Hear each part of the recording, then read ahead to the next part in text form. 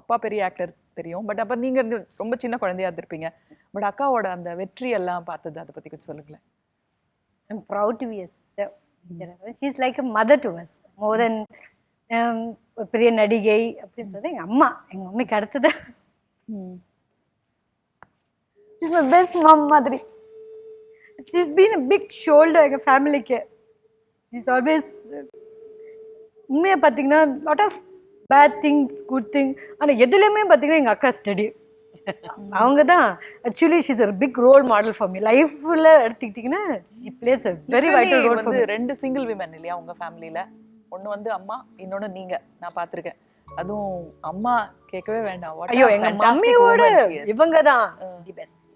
அவங்கள மாதிரி எல்லாம் வந்து நான் ஒரு சின்ன விஷயம்னா கொஞ்ச நேரம் ஷார்ட்டடா அப்படியே யோசிப்பேன்.